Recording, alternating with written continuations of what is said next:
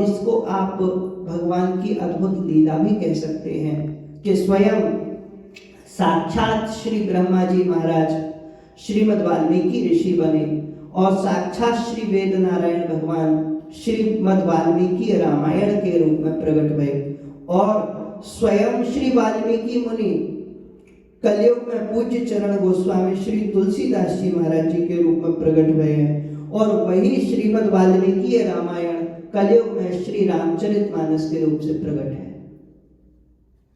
श्री रामचरितमानस सरलतम रूप है। श्री रामायण को समझने में थोड़ा सा समय लग सकता है, थोड़ी कठिनाइयां हो सकती हैं क्योंकि समस्त भाव संस्कृत में है, परंतु श्री रामचरितमानस को समझना यदि संतों की कृपा हो जाए, यदि प्यारे प्रभु की कृपा से हम लोगों को कुछ कुछ रस प्राप्त होने लगे तो बहुत आनंद का विषय है। तो श्री गोस्वामी जी प्रणाम कर रहे हैं। वर्णानाम अर्थ संघानाम रसानाय छंद सामपि मंगलानाय च कर्तारो वंदे वाणी विनायको। सर्वप्रथम तो व अक्षर से श्री गोस्वामी जी प्रारंभ कर रहे हैं और श्री रामचरितमानस जी का विश्राम भी व अक्षर पे है। दह्यन्ति नो मानवा और प्रारंभ भी वर्णा नाम से व अक्षर से है। तंत्र शास्त्रों में व अक्षर को अमृतवाची बताया गया है। ये वकार जो है व ये अमृतवाची है और व से ही श्री रामचरितमानस जी का प्रारंभ और विश्राम हो रहा है। अर्थात इस कथा में भगवान की कृपा का, भगवान की कथा का, भगवान के प्रेम का, भगवान के आनंद का, भगवान के भावों का, भगवान की केली का, भगवान के दिव्य दिव्य रसों का पूरा अमृत भरा हुआ है। इसीलिए ये व अक्षर से प्रारंभ हो रही है और पहला शब्द भी अद्भुत है, वर्ण। चारों वर्णों के लिए कथा है। कोई भी किसी भी वर्ण का व्यक्ति हो, ये सब के लिए सुलभ है, सहज सुलभ है। वर्णानाम अर्थात अक्षर और शब्द। अक्षर और शब्द में आवश्यकता होती है किसी न किसी अर्थ की, तो वर्णों में और वर्णों के अर्थों में। वर्णानाम अर्थ संघानाम, ऐसे वर्णों का, ऐसे अक्षर या शब्दों का समूह जो अर्थ से घटित होते हैं, जिनका अर्थ है कोई ना कोई। और रसानाम, उसमें कोई ना कोई रस है। नवरस हिंदी में आप लोगों ने सुने होंगे, श्रृंगार, शांत, हास्य, करुण, विभत्स, वीर, कर आदि आदि रस जो होते हैं, तो इन रसों से समन्वित है वर्णानाम अर्थ संघानाम रसानाम और छंद सामपि। ये ऐसी रचना है जो छंदोबद्ध है। छंद का अर्थ होता है जिसको किसी प्रकार से गाया जा सके। ये छंद शास्त्र में इसका वर्णन आता है। तो रचना तो देखिए सब रचते हैं, बहुत से आजकल भी लोग रचनाएं कर रहे हैं विभिन्न प्रकार की। फिल्मी गीत भी रचे जाते हैं, इनमें भी शब्द होते हैं, अर्थ होते हैं, रस होता है, छंद होता है। बाकी पांचवा मंगलानाय च कर्तारो, जो मंगल करने वाला हो। और मंगल केवल वही वस्तु, वही व्यक्ति, वही स्थान और वही काल मंगल कर सकता है, वही समय जो भगवान से जुड़ा हुआ हो, बाकी कोई मंगल नहीं करता। तो सबसे बड़ी विशेषता है कि वर्णों का अर्थपूर्ण, रसपूर्ण, छंदपूर्ण ऐसा समूह जो मंगल कर दे, और इन सब का विधान करने वाले जो भगवती माता सरस्वती हैं, भगवान श्री गणेश जी हैं, उनके चरणों में हम प्रणाम करते हैं। वंदे वाणी विनायको। प्रणाम तो भगवान श्री गणेश जी को करना था, परंतु सर्वप्रथम भगवती माता सरस्वती का प्रणाम किया। क्यों? क्योंकि इन्हीं की कृपा से बुद्धि आती है कि हमें सर्वप्रथम आदि पूज्य भगवान श्री गणेश जी को प्रणाम करना चाहिए। तो इस प्रकार से भगवान श्री गणेश नारायण के चरणों में प्रणाम किया भगवती माता सरस्वती के साथ। अब भवानी शंकरो वंदे श्रद्धा विश्वास रूपिणौ याभ्याम विना न पश्यन्ति सिद्धा स्वान्तः स्थमीश्वरम।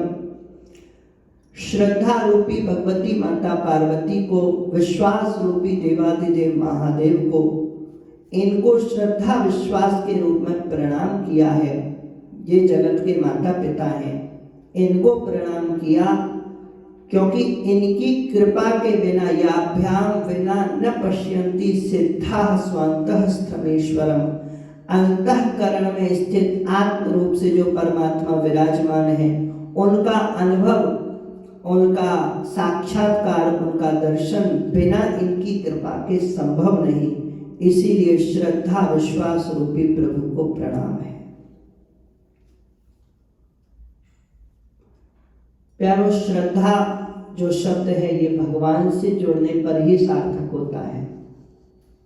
संसार परिवार व्यवहार के प्रति की गई श्रद्धा को हम लोग श्रद्धा नहीं मानते हैं। श्रद्धा की सार्थकता ही प्यारे प्रभु से जुड़ने पर है। और विश्वास का अर्थ होता है जो नित्य होता है। थोड़ी देर किसी वस्तु को, किसी व्यक्ति को, किसी प्राणी पदार्थ को मान लेना, स्वीकार कर लेना, उसको तो मान्यता बोलते हैं। विश्वास जो पहले भी वैसा ही था, आज भी वैसा ही है, कल भी वैसा ही रहेगा, जिसके स्वरूप में परिवर्तन नहीं आता है, वह सत्य स्वरूप, शिव स्वरूप, साक्षात भगवान शंकर का रूप वह होता है विश्वास, जो नित्य है, शाश्वत है, ध्रुव है, ऐसा विश्वास।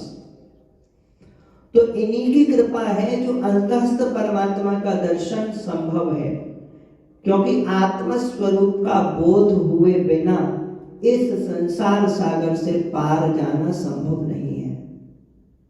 आत्म स्वरूप का जब तक बोध नहीं होगा, हमारे संतजन कहते हैं, तब तक ये जीव इस शरीर को ही आत्मा मान करके व्यवहार करेगा। और जब इस शरीर को आत्मा मान के व्यवहार करेगा तो वह कर्म बंधनों में सदैव फंसा रहेगा, संसार चक्र से कभी मुक्त ही नहीं हो पाएगा। इसीलिए देह के नाश से जीव का नाश नहीं होता है। ऐसी भावनाओं को सिद्ध करने के लिए हमें जगत के माता पिता भगवान श्री पार्वती परमेश्वर की शरण में जाना चाहिए। वंदे बोधमयं नित्यं गुरुं शंकर रूपिणं यमाश्रितो हि वक्रोपि चंद्रः सर्वत्र वंद्यते। भगवान भोलेनाथ को प्रणाम कर रहे हैं गुरु रूप में, या फिर गुरुदेव को प्रणाम कर रहे हैं शिव रूप में। जो भी अर्थ जिसको अच्छा लगे वैसा अर्थ आप लोग ग्रहण कर सकते हैं। टेढ़ा चंद्रमा भी जिनके श्री मस्तक पर विराजमान है, और वैसे तो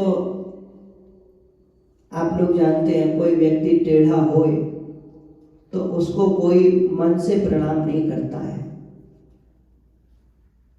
ऊपर ऊपर से टेढ़ जान बंदई सब काहू, वक्र चंद्रमय कृसई न राहु।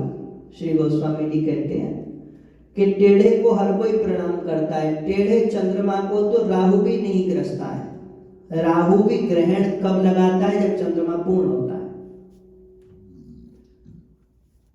लेकिन ये टेढ़ा चंद्रमा भी देवाधिदेव भगवान श्री महादेव के श्री मस्तक पर विराजित है। भगवान ने इस पर बड़ी कृपा करी है। अब कोई भोलेनाथ को प्रणाम करे तो चंद्रमा को करे या न करे, उसको प्रणाम अपने आप पहुंच जाता है।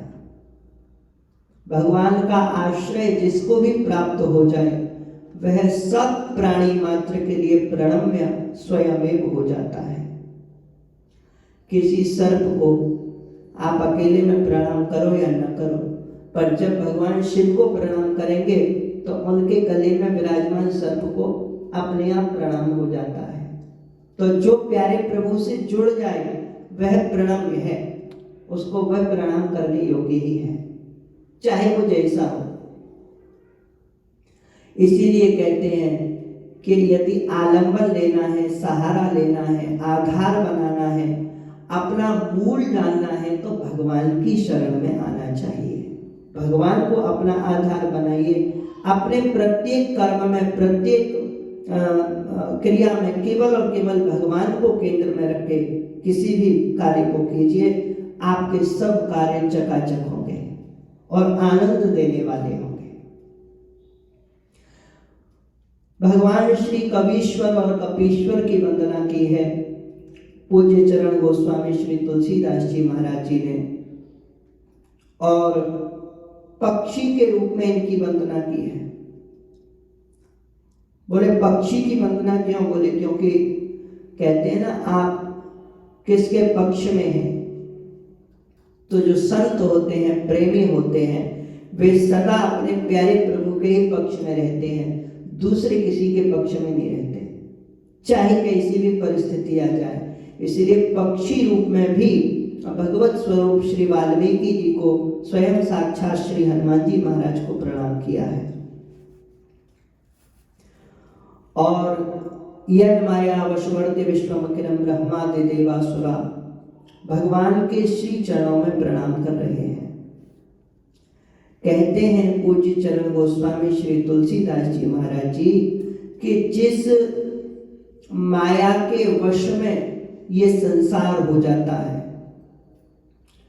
और माया के चक्कर में फंस के ये जीव नाचने लगता है बेचारा, जैसा जैसा माया नचाती है वैसा वैसा नाचता है। ये काम और ये राम दोनों ही नचाते हैं। पूज्य चरण गोस्वामी श्री तुलसीदास जी महाराज जी कहते हैं, को अस जाहि न काम नचावा। ऐसा कौन है जिसको काम ने नहीं नचाया? ये काम बड़ी विचित्र चीज है। कोई बेचारा खाली बैठा है, आप उससे पूछो क्या हुआ भैया? अरे क्या करें, कोई काम ही नहीं है। कोई बहुत ही ज्यादा व्यस्त है, उससे पूछ लो क्या हुआ? बोले बहुत काम है, बहुत काम है, बाद में बात करना। काम बहुत है। कोई कहीं जा रहे आए, आपने पूछ लिया भाई कहाँ? बोले अरे काम से जा रहे, काम से जा रहे, काम से जा रहे हैं। अभी कोई दूसरा बोल दे गए काम से तो वही काम गड़बड़ा जाता है। और जो राम जी के भक्त होते हैं वे सदैव राम जी की भाषा बोलते हैं। कहाँ से आए? बोले राम जी की इच्छा से वृंदावन से आए। कहाँ जाओगे? बोले राम जी की इच्छा से वृंदावन जाएंगे। जीकर क्या करो? बोले राम जी की इच्छा से जो करवा देंगे वो कर लेंगे। मर के? बोले मर के भी राम जी की इच्छा जाओगे वहीं पहुंच जाएंगे। अपनी प्रत्येक बात में, प्रत्येक कर्म में, और केवल बोलने में नहीं, मन से भगवान को अपने साथ जोड़ करके रखते हैं। राम का नाम लेकर जो मर जाएंगे, नाम दुनिया में अपना वो कर जाएंगे। ये ना पूछो कि मरकर किधर जाएंगे, वो जिधर भेज देंगे उधर जाएंगे। इसीलिए श्री गोस्वामी जी कहते हैं, बोले ओमा ओमा दारू जो शीत की नाई, सब ही नचावत राम गोसाई। सबको भगवान नचा रहे हैं, सब नाच रहे हैं, सब नाच रहे हैं। कोई अपने वश में नहीं है, कोई स्वतंत्र नहीं है। परंतु भक्ति के साम्राज्य में उल्टा है। माया का जब साम्राज्य होता है तो ये जीव नाचता है, और भक्ति का साम्राज्य होता है तो भगवान नाचते हैं। जिसकी कला का पार, एक बड़ा सुंदर भाव एक संत ने प्रकट किया है। बोले योगी जन जान पाते हैं ना जिसका प्रभाव। ध्यान से सुनना, योगी जन जान पाते हैं न जिसका प्रभाव, जिसकी कला का पार शारदा न पाती है। सनकादिक ब्रह्मवादियों ने भी न पाया तत्व, रिद्धि सिद्धि शक्तियां भी जिसके गुण गाती हैं। शंकर समाधि में ढूंढते हैं जिसको, श्रुतियां भी नेति नेति कह हार जाती हैं। वह नाना रूपधारी विश्व मोहन मुरारी, उस विश्व के मदारी को गोपियां नचाती हैं। ये भक्ति का साम्राज्य है जहां भगवान नाचने लगते हैं। अब आप देख लो आपको कहां जाना है। माया के साम्राज्य में आओगे तो नाचोगे, भक्ति के साम्राज्य में जाओगे तो प्रभु आप पर कृपा करके आपकी परिस्थितियां सब अपने अनुकूल बना लेंगे। बोले सब जग को रही नचाए, हो नचाए हरि माया जादूगरनी। सब जग को रही नचाए, हो नचाए हरि माया जादूगरनी। हरि माया जादूगरनी, हरि माया जादूगरनी। हरि माया जादूगरनी, हरि माया जादूगरनी। सब जग को रही नचाए, हरि माया जादूगरनी। सब जग को रही नचाए, हरि माया जादूगरनी। हरि माया जादूगरनी, हरि माया जादूगरनी। सबको नचाए। यन माया वशवर्त विश्वमखिलम ब्रह्मादि देवासुरा। कोई नहीं बच पाया भैया।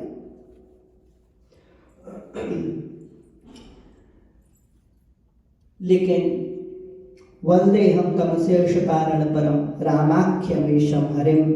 जिनकी कृपा से ये माया दूर होती है और इस माया से पार जाया जा सकता है, ऐसे मायापति भगवान की हम शरण देते हैं। ऐसे प्यारे प्रभु के श्री चरणों में हम और आप लोग प्रणाम करते हैं। पूज्य श्री गोस्वामी जी महाराज कहते हैं, नाना पुराण निगमागम सम्मतम यद रामायणे निगदितम क्वचिदन्यतोपि। नाना शब्द का अर्थ होता है बहुत, अनेक प्रकार के। जितने भी पुराण, उपपुराण, औपपुराण आदि हैं और हमारे चारों वेद, और केवल वेद ही नहीं, चारों उपवेद, और केवल चारों उपवेद और वेद ही नहीं, वेद के 6 अंग सहित, सब 6 शास्त्रों सहित, षट दर्शन सहित, नाना पुराण निगमागम और आगम शास्त्र, जितने भी आगम शास्त्र हैं उन सब के सहित, उसमें सारा तंत्र शास्त्र भी आ गया, सब ज्योतिष शास्त्र भी आ गया, जितने भी व्याकरण, छंद, शिक्षा, निरुक्त, जितने भी शास्त्र हैं सब उसमें आ गए। और निगम को अर्थात वेद को रखा है मध्य में, केंद्र में। श्री गोस्वामी जी संकेत कर रहे हैं कि जिस बात के मध्य में वेद रहेंगे, जिस बात के केंद्र में श्री वेद नारायण भगवान रहेंगे, वही बात सनातन धर्म में सर्वोत्कृष्ट और सर्वोच्च प्रमाणित मानी जाती है। श्रुति, फिर स्मृति, फिर उपनिषद, पुराण आदि। कोई बात जो श्रुति में है, वेदों में है, और विधि के रूप में है या निषेध के रूप में है, ऐसा करना चाहिए या ऐसा नहीं करना चाहिए, तो उससे भिन्न यदि किसी भी पुराण में, किसी भी शास्त्र में, किसी भी स्मृति ग्रंथों में कोई बात मिले तो वह मान्य नहीं होती है। मान्य केवल वही होती है जिसका वेदों में प्रमाण है। और कोई बात जब वेदों से प्रमाणित नहीं है, मान लीजिए वेद में उसका प्रसंग ही नहीं है, बाकी स्मृति ग्रंथ में है, तो फिर स्मृति ग्रंथों का प्रमाण दूसरे नंबर पे है। फिर तीसरे नंबर पे पुराण आते हैं। पुराणों की केवल वही बातें मान्य हैं जिनसे वैदिक और श्रुतियों के सिद्धांत खंडित नहीं होते हैं, केवल उन्हीं पुराणों की वही बातें मान्य इस संसार में विद्वानों के द्वारा होती है। वेद शासन करते हैं, वेद नियामक है, वेद अपौरुषेय है, वेद साक्षात परमात्मा का ज्ञान स्वरूप है। तो पुराण जो है ये भक्ति के रूप है, वेद ज्ञान का रूप है, आगम शास्त्र कर्म का रूप है। मन के स्तर पे भक्ति को प्रकट करने वाले पुराण हैं। अपने अस्तित्व का ज्ञान करवाने के लिए बुद्धि के स्तर पर हमारे वेद हैं। मतलब बुद्धि के स्तर पर स्वास्तित्व का ज्ञान हो, ये वेद नारायण की कृपा से। और आगम शास्त्र इस तन के स्तर पर, शरीर के स्तर पर कर्म के समस्त विषयों को, विधि निषेध आदि से परिपूर्ण विषयों को प्रकट करते हैं। ये हमारे आगम शास्त्र है। तो मन के स्तर पर आस्थान्वित होना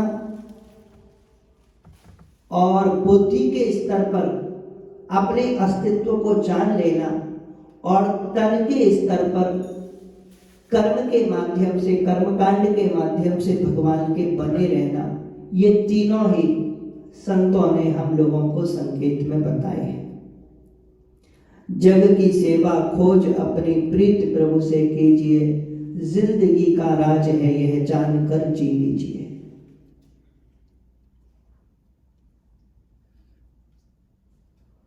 तो हम और आप लोगों के लिए पूज्य चरण श्री गोस्वामी जी महाराज ने ये प्रकट किया है। 7:30 तक है ना। तो नाना पुराण निगमागम सम्मतम यत्, जितने भी हमारे शास्त्र हैं उन सबसे सम्मित है, उन सबसे अनुमोदित है प्यारे प्रभु की यह अद्भुत रसमयी जो पूज्य चरण गोस्वामी श्री तुलसीदास जी महाराज जी ने प्रकट की है यह कथा। ये सर्वानुकूल और क्वचित अन्य, तो इसमें कुछ अन्य भी है। कुछ अन्य क्या है? वे आर्ष वाक्य प्रमाणम कहा गया हमारे शास्त्रों में। बहुत सी बातें ऐसी हैं, कुछ रस तत्व ऐसे भी होते हैं जो आपको स्पष्ट शब्दों में न वेदों में मिलेंगे, न उपनिषदों में, न स्मृतियों में, न पुराणों में, पर संत अनुभव करके प्रकट कर देते हैं।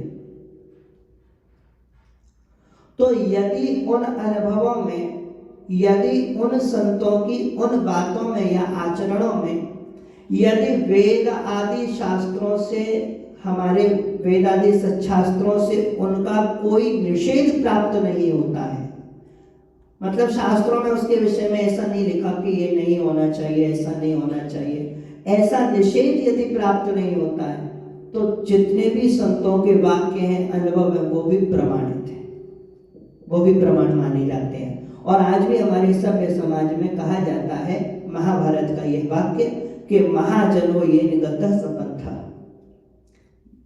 संत लोग जिस मार्ग पे चले हैं, महापुरुष लोग जिस मार्ग पे चले हैं, वह भी हम और आप जैसे साधारण प्राणियों के लिए पंथ है, मार्ग है। यद्यदाचरते श्रेष्ठस्तत्तदेवेतरो जनः सयत् प्रमाणं कुरुते लोकस्तदनुवर्तते। प्यारे सरकार भी कहते हैं श्रीमद् भगवद गीता में, जैसा जैसा श्रेष्ठ लोग आचरण करते हैं वैसा वैसा साधारण जन करते हैं, वो करना चाहिए। क्योंकि प्यारों आज भी हम लोगों ने देखा है बहुत से रस रहस्य ऐसे होते हैं जिनका वेदादि शास्त्रों में निषेध तो नहीं है परंतु प्रकट भी नहीं है। बहुत सारे रहस्य अभी भी ऐसे हैं, अनेक अनेक कथाएं, अनेक अनेक भावनाएं ऐसी सुनने में आती। कोई कहे मीरा जी का नाम शास्त्रों में नहीं है तो हम कैसे मान लें? तो शास्त्रों में भले ही ना हो, बाकी मीरा जी ने जिन भावों से प्यारे प्रभु को प्रकट किया वे भाव तो शास्त्रों के ही हैं। शास्त्रानुमोदित प्रत्येक भाव और प्रत्येक वचन हम सनातन धर्मियों को स्वीकार्य है, और जो शास्त्र से अनुमोदित नहीं है जिसका शास्त्रों में निषेध है, उनके लिए हम दूर से राम राम।